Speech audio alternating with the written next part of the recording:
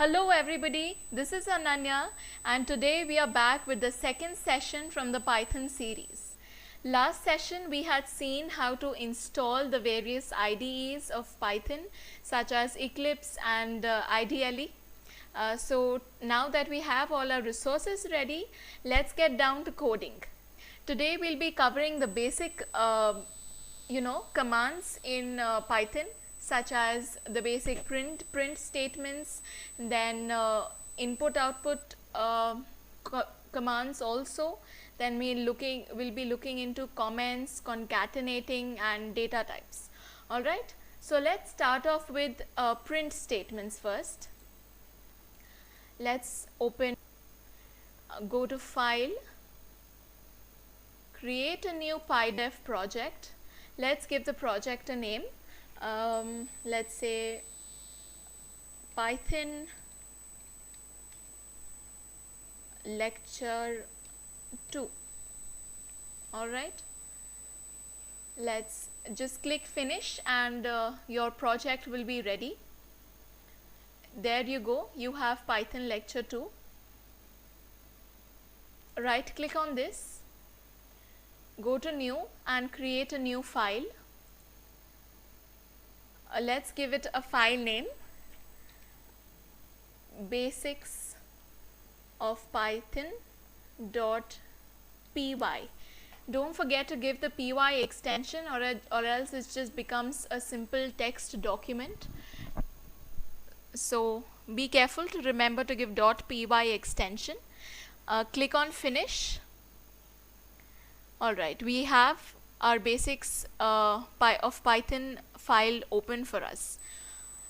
Let's start coding. Let me just make it bigger enough so that you can see. Okay. So how do we print a statement? As I had mentioned in the last session, it's just a simple print command. For example, let's say this is our first Python program. Okay, we want this statement to be printed. Just save it, Control S, and the shortcut to run a code is Control F11. When you press it, you have options as to run it as a Python run or Python unit test. Just click on Python run and click OK, and you'll have your output here. There you go, this is our output. Okay, now if we want to print one statement below the other, like somewhat like a paragraph, all we need to do is put /n. okay, you put /n and the immediate next statement that you type will go on the next line. /n, let's say let's begin. Okay, again Control S, Control F11. There you go, you have the next statement on the new line. Now if you're a little familiar to programming, you might have always heard your professors telling you that it is always advisable to comment, put comments in your program, so that whenever you come back to the same code and you want to refer to it for some reason, you will not get confused as to what logic you had applied, why had you done this or that. There won't be any confusion. So how do we put comments in Python? If you want to put a single line comment, you just press the hash symbol on your keyboard and that's it. It becomes a different gray color, if you can see, and type whatever you want to. Comments. Okay, let's press comments. It is not included in the code. This is just for the user's preference and however he or she wants to deal with the code. That's it. Now what if you have various lines of comments, not just a single statement, but you want to put 2 to 3 lines of comments? just give 3 double quotes. That's it, and your line gets commented. You type anything after this, just random this is a multi line comment. Alright, let's just take this to the a new line. Just press enter. Alright, now again do the same thing, give 3 double quotes. Okay, this thing gets commented.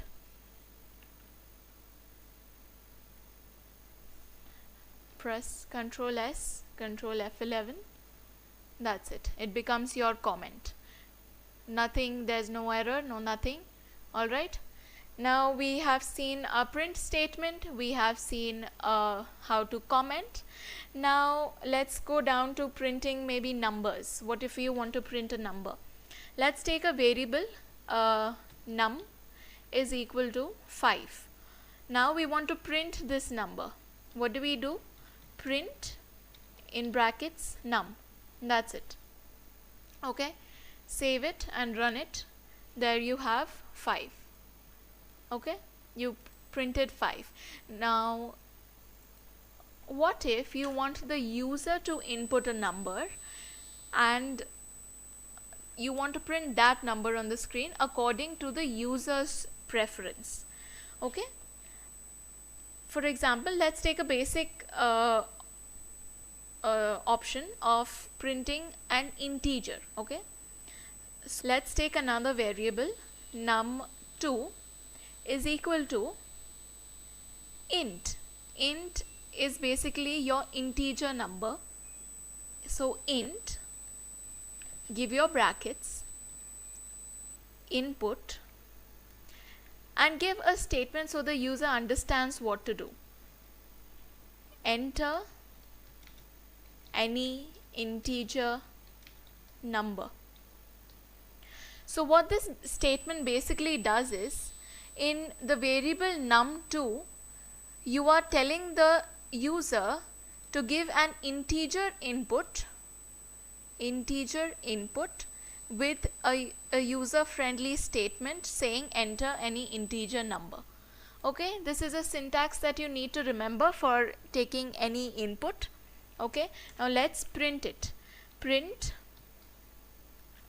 num2. Alright, let's just comment the previous statements since we don't need them right now. We'll just focus on what is going on currently. Alright, save it and let's run it. There you go, you have entered any integer number. Let's say 1005. Okay, press enter. There you have the number printed. Okay, now for the same thing, if we want a float number, not an integer, instead of int, just make it float. As simple as that. Okay, save it, run it. Okay, let me just change the statement, forgot to do that. float. Alright, enter any float number. Let's say 12.34. Okay, this is how we take inputs of integers and floats. Okay. So now if we want to input a string, we just simply remove this int or float type and just say input, enter any string of your choice. That's it.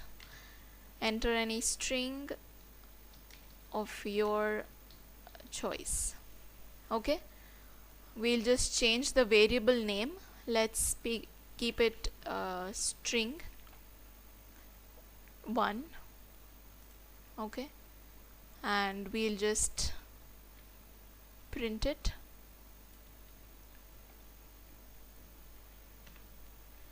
Okay, we have entered any string of your choice. Let's say hello,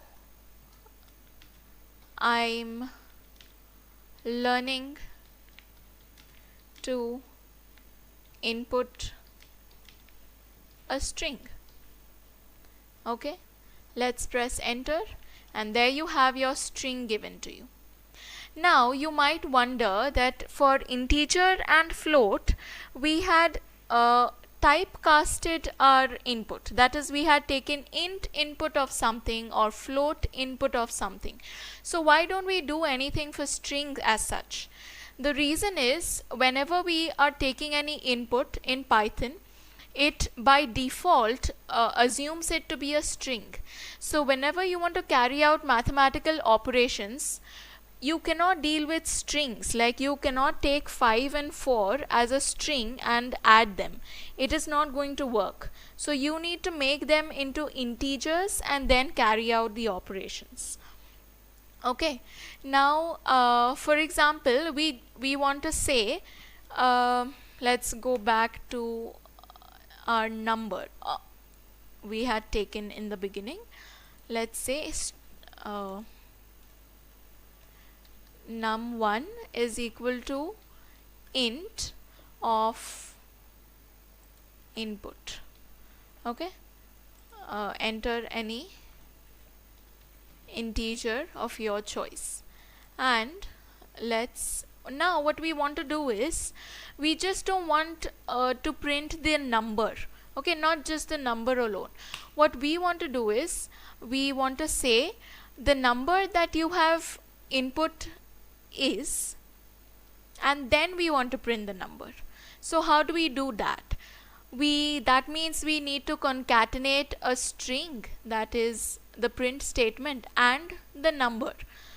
Now how we go about it is, we just say print the number you have input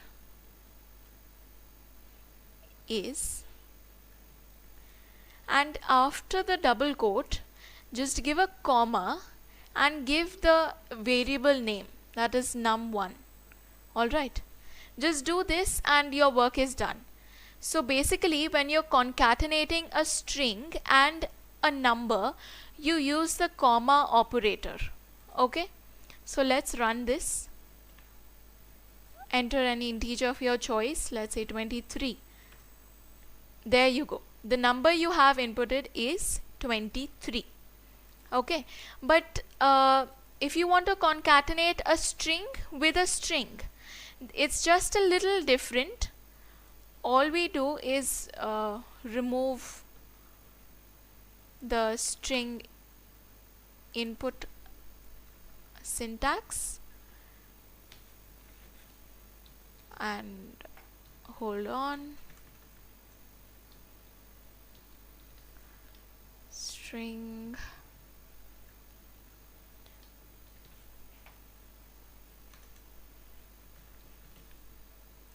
str of 1, that's what our variable name is.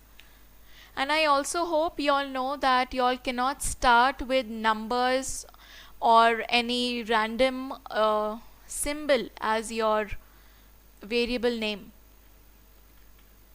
That isn't allowed. That is not the way we input, or sorry, the way we give variable names. Okay, let me just show you once. We cannot say to variable. That is going to give you an error. There you go, you have an error here. This isn't allowed.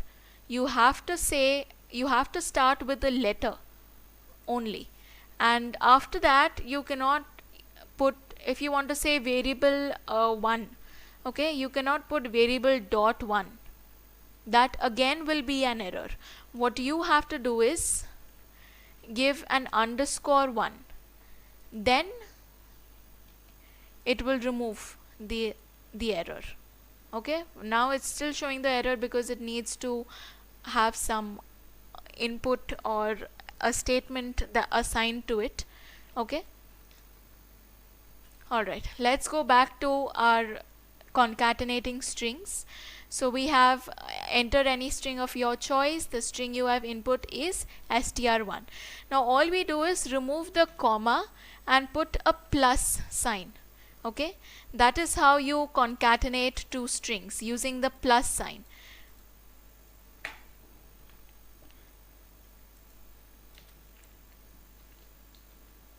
Hello. Okay, the string you have input is hello. Now we cannot take an integer and concatenate it with a string using the plus operator. It's again going to lead us to an error. Okay, now what if we want to check the type of the variable? We want to know what data type it is. Okay, all we say is print type of that variable name. Here it is str1. Okay, we want to know what class does this str1 variable belong to. Let's see what it gives us.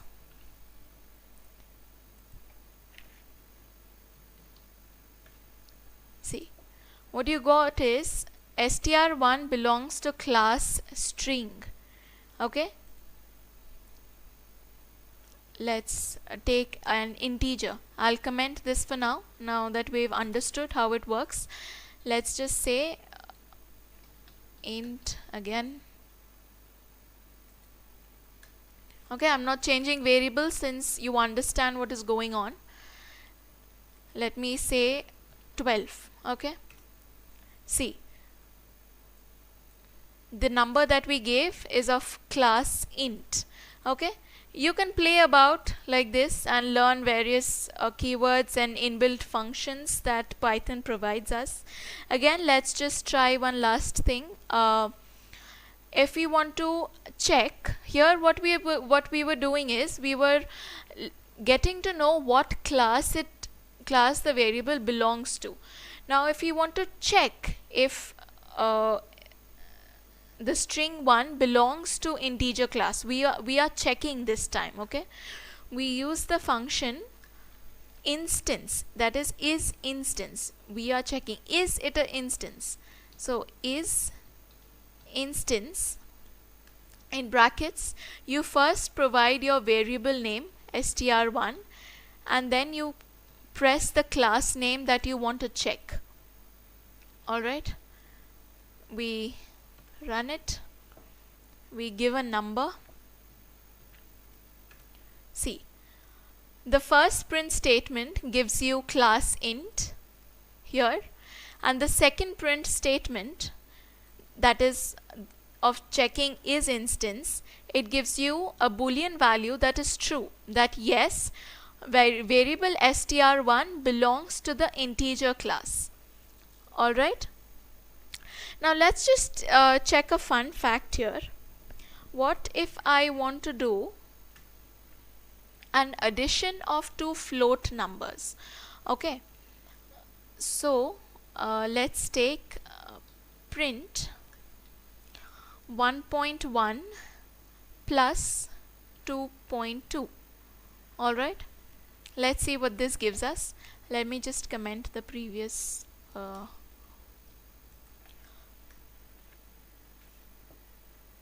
statements. Alright, I want to say print 1 plus 1 plus 2.2. See, it gives us 3.3, and after so many zeros you have another 3 here, so it isn't exactly 3.3. That's the case with float point numbers. See, let me just write a piece of code and show you. If let's just put 1.1 plus 2.2 is equal to 3.3. Remember, we had spoken about indentation in the first lecture. This is how we go about it. Just give a colon and press enter. You have this space given to you. That's how it defines the scope. I want to print true. Otherwise, if it's not exactly 3.3, else I wanted to print false. Okay, that's what I wanted to do. So basically, according to our answer here, it should print false, because 1.1 plus 2.2 is equal to sorry, not equal to 3.3 exactly. So let's see what it gives us. There you go, it has given us false. So while dealing with very precise applications such as maybe banks or the stock market, where you have to deal with exact decimal points, even the slightest difference might just create a huge havoc. There you have to import a decimal module and deal with it properly so that the floating point system doesn't give us any error. We will do this later on when we are learning about modules. Okay, so now we are done with a lot of basics. We can move forward with a little complex Python coding, such as getting into loops and conditional statements. We shall do this in the next lecture. I hope you all have understood, had a little bit of fun with Python in this class. So goodbye for now. We'll meet again in the next lecture. Thank you.